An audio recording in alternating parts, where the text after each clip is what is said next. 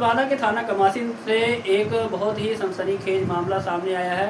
जनपद बांदा के थाना कमासिन अंतर्गत लखनपुर से एक यमुना नदी के किनारे से युवक का शव बरामद किया गया है। बताया गया कि मृतक युवक बीरा ग्राम पंचायत का रहने वाला था। मृतक युवक का नाम कमल यादव बताया जा रहा है। परिजनों से जब बात की गई तो परिजनों ने बताया कि युवक मंगलवार की शाम से लापता था, उसका कोई पता नहीं चल रहा था। तो रात भर युवक नहीं आया तो बुधवार की सुबह परिजनों के द्वारा पुलिस को सूचना दी गई, गुमशुदगी दर्ज कराई गई। पुलिस के द्वारा युवक की तलाश की गई। 17 जून 2025 को ग्राम बीरा थाना कमासिन के अंतर्गत एक युवक की गुमशुदगी के संबंध में सूचना प्राप्त हुई। त्वरित रूप से कार्रवाई करते हुए थाना हाजा पे उक्त व्यक्ति की गुमशुदगी पंजीकृत की गई। उक्त व्यक्ति का नाम कमल यादव, पुत्र जगरूप यादव, उम्र 35 वर्ष।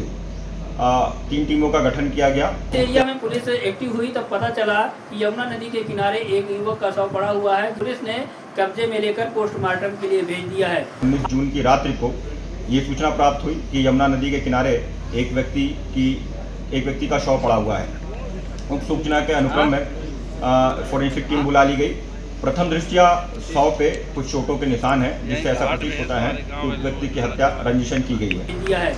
आपको बता दें, जनपद बांदा के थाना कमासिन अंतर्गत ग्राम पंचायत बीरा के रहने वाले कमल यादव की शादी सन 2020 में हुई थी।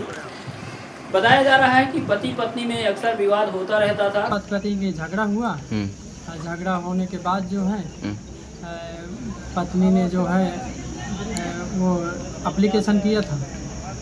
एप्लीकेशन के बाद हम लोगों को दांद चौकी बुलाया गया, तो मैं भाई साहब के साथ गया, तो वहाँ हम लोगों ने साक्ष्य दिखाया कि देखिए ये पत्नी ऐसा ऐसा करती थी।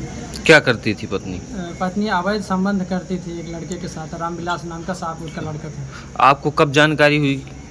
जानकारी लगभग 2 साल पहले हो गई थी, जिसके कारण पहले भी पति पत्नी में कई बार विवाद हो चुका है, आपसी में लड़ाई झगड़ा होता रहा। वजह यही थी कि वो प्रेशर डालती थी भाई साहब के ऊपर और उसका लवर चल रहा था, इसलिए भाई साहब इसी के कारण लगते हैं कि गलत कदम। क्या लड़की के घर वालों को जानकारी थी प्रेम प्रसंग के बारे में? हाँ जी, हम लोग उसके दे चुके हैं जानकारी। यही सच है, मानो फोटो है और रिकॉर्डिंग भी है हमारे पास, और उनको भी हमने दिखाया।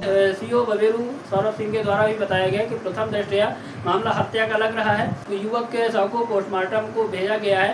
पोस्टमार्टम रिपोर्ट के आने के बाद साफ हो जाएगा कि आखिर मामला क्या है, लेकिन फिलहाल परिजनों के तहरीर के हिसाब से आगे की कार्रवाई की जाएगी। टीम बुला ली गई। प्रथम दृष्टया शव पे कुछ चोटों के निशान हैं, जिससे ऐसा प्रतीत होता है कि उक्त व्यक्ति की हत्या रंजिशन की गई है। उक्त के अनुक्रम में परिजनों से तहरीर प्राप्त की जा रही है। बॉडी को पोस्टमार्टम हेतु भिजवा दिया गया है। अग्रिम विधिक कार्रवाई प्रचलित है।